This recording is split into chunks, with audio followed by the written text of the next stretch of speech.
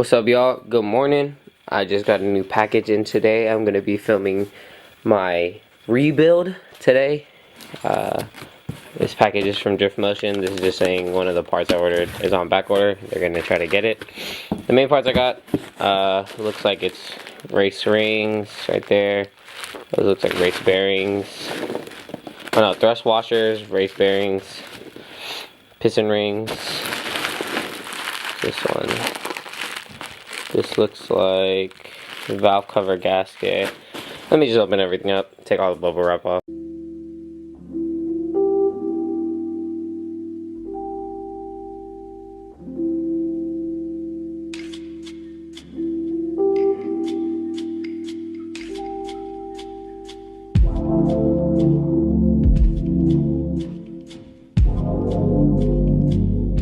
Alright, so yep, we got our race rod bolts, valve cover gaskets with the grommets, new valve cover bolts.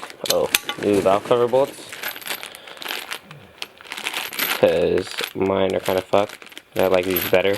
I have the Phillips ones. This is thrust washers. I think this one's main rod bearings. These are, yep, race series right there. I think these are rod bearings. Those kind of look like rod bearings. You can kind of tell because the box looks a little bit bigger for the main bearings, but we'll see when we take everything apart. Piston rings again. These are the IACV block-offs, the idle control block-offs, just because I'm going standalone, so I don't have to worry about that. Yeah, nothing else. Just kidding, you know, some fancy brand new Drift Motion modified oil pump. So they do a little bit of clearancing here. They put new bolts in here. I'll put a link in the description for all the parts, just in case anyone wants to check them out. But compared to 1J to 2J, 2J has better flowing on the inside of the oil pump. And then also they clearanced it some more and did some polishing up on the relief valve. So it should be more consistent oil pressure at higher RPM. So yeah, we'll be throwing this on today with some Toyota sealant, some black Toyota sealant. Get that on, get the rods, everything on, pistons, everything in. Might even throw the head back on, depending on how much time we have. But yep, that's gonna be plans for today. I'm gonna head to church right now. I just want to do a quick unboxing for you guys.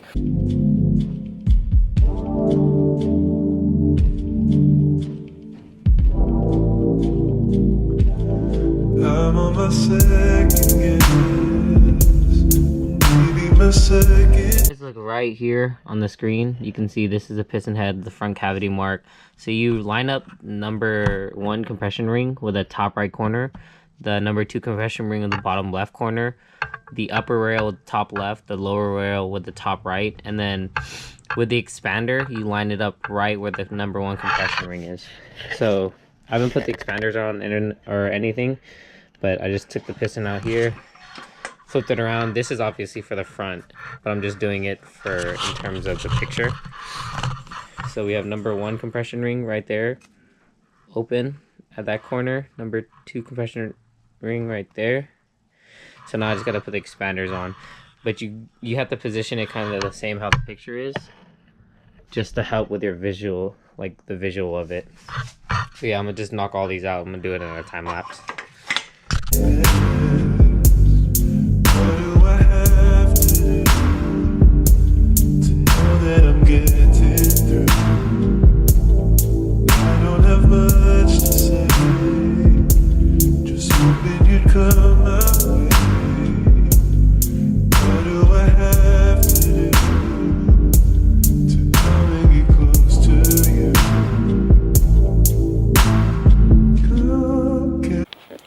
Alright, so if you guys can see that, that's where the top compression ring lines up, and right where that lower oil scraper is, that oil ring right there, if you can see the yellow, it lines up right in the middle. So right here on the opposite side, that's where the second compression ring, let me get it to focus, second compression ring lines up to. Right here on this other corner, this one right here, this is where, let me see if it focuses. That's where that upper one is. You can see that. And then right here on the opposite side, you can see the lower gap right there. So yeah, that's pretty much how you assemble these pistons. Sorry, I'm doing one hand. But yeah, have all the piston rings and everything installed on this. So now these are ready for the rods to go on, the rod bearings. I think right now, yeah, it looks like I still have a little bit more time. So I'm gonna get the assembly lube and then I'm gonna flip the motor. Now it's time to install the rods. I just gotta take off the rod caps, pull out the bolts, and then I have to line them up with the ARP bolts just to make sure it's still honed. If not, then I'm gonna have to send it off to get machined. Alright, so I got all the main caps out, so the crankshaft just comes right off. I just got to pull off the rear main seal. These are gonna be my, these are gonna be my main bearings. I'm gonna obviously use the thrust washers too. Sorry it's hella loud, it's like hailing outside. I don't think you guys can see that, but yeah, it's fucking hailing. California is fucked. But yeah, upper, this is lower, I believe. Now these are uppers. These are lowers. You can tell by the different size, the different holes. Because there's two types. One that's flat, the other one has two holes on it. And then these are the thrust washers. So these are all the main caps. The way to install it is that you, when you pull it off, kind of just how you do the rod bearings, you push up on this side and it comes off. So that's like one.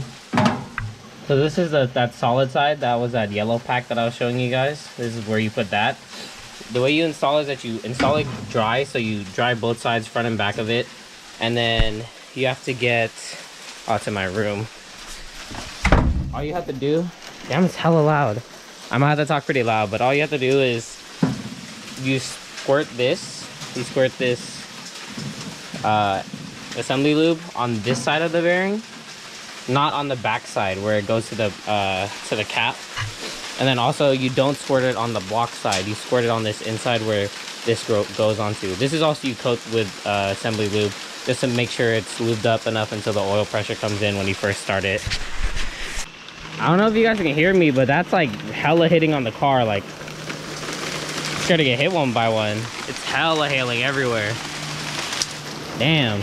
Alright, one quick thing I gotta show you is that they're gonna be different sizes. There's only one that's going to be a little bit bigger than the rest, but the main key design difference is that if you look at where this tab is, you see it's right there. This one's on the opposite side. So if we come over to the block, see if it's going to be able to pick this up. We come over, let me get a flash. Alright, so if you come right here, you see how it's on that ridge versus this ridge. So that's the difference. So again, I just finished cleaning this up. So these are brand new, like just brand new, fresh out the thing. And then I clean it with some brake cleaner. So again, the way that you install it, you put the other side where the tab is not on yet. There. Remember to do it dry. And then push this side of the bearing in. And when you come to it, you want to just make sure that it's leveled, that it's even on both sides. And it's ready for the main cap to and the crankshaft to get on there. So I'm gonna just go through and do the rest of these and then show you guys all the parts installed where you have to line it up to. So the hail got a lot worse and it's getting really, really bad. Like it's like fucking wild. It's like it's snowing here damn near. It's hella loud.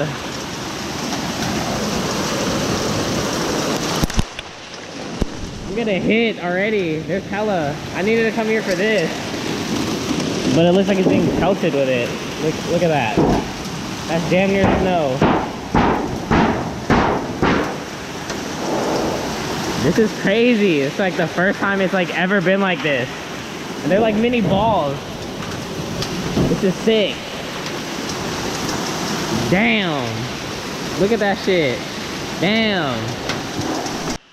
Alright, y'all, this is it with all of it dry. You can clearly see the oil holes where they're supposed to be all the way back to there. So now I'm gonna prime this with the assembly lube. I was talking about that Lucas one.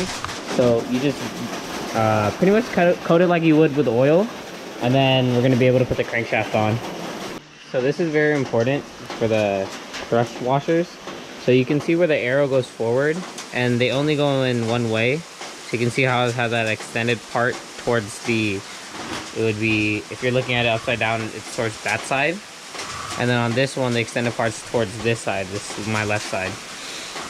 So once you come up to your number, what is this, 1, 2, 3, in between 3 and 4, so you'll go right here and you see where it lines up. So you see how it has that little divot in it, this little divot right there.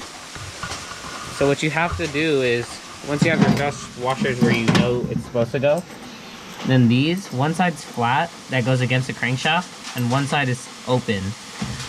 So this side, you're gonna know this one's with this side because obviously the lines match up.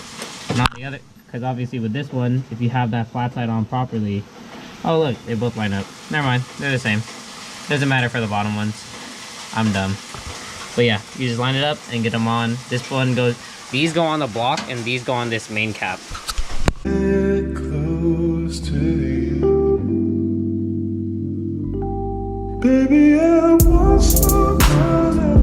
So this is how it's supposed to look after you put the assembly lube on there. I rotated it a couple times just to let the kind of it be all up into where it has to be. You can see the lube everywhere. And then it has like its nice little sticky shine to it.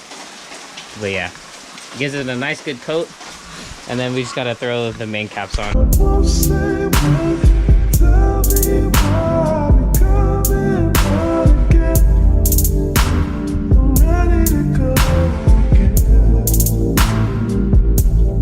Baby, I won't slow down and I won't say no. Just one look and I think it's time to show. Right now, the crank is in. Everything's torqued to spec. Everything's tied in properly how it's supposed to be. As you can see, it turns over nice and smooth.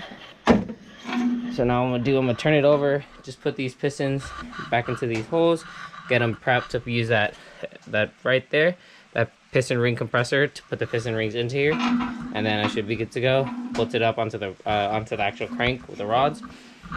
Yeah, I already checked it also to make sure it was all fully honed, like it's the right size, like everything lines up together properly. So that's good. Let's turn it over and then yeah, get working on that. Probably be sometimes this week. As you guys can see, all the rods are down in there, down to there. All the pistons are in. All the compression rings, obviously. All the rings were compressed. Had that one quick time lapse. I didn't really want to set up a full tripod right now. It's a little bit late tonight. I'm just gonna get these rod bolts, snug them up, and then get the tightening torque spec is 65. So I'm gonna do it in 3 passes. I'm gonna do a 20, then a 45, and then a 65, just to kind of evenly spread it out. But yep, everything looks like it's in the right place.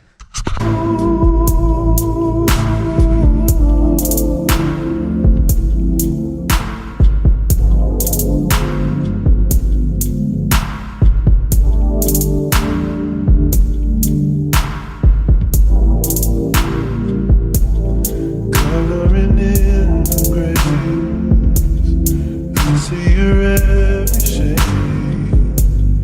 I'm running back around to tell you I hunt you down. I could say everything, pulling me by the string. Why do I have to? Alright y'all, so got the front oil pump on. Got this bracket on just because I want to see how it looks. Threw a tensioner on, just just kind of put it over here. Put the lower sump, or the upper sump, and then also the lower sump already on. I use the Toyota black. This one right, the Toyota black silicone. But yeah, that worked like really good. And they say that it's supposed to fucking stick everything together. So I torqued all these 14 bolts. I think it's like 14, might be a little bit more, on the upper sump, or 21 I think. And I think these were like 14.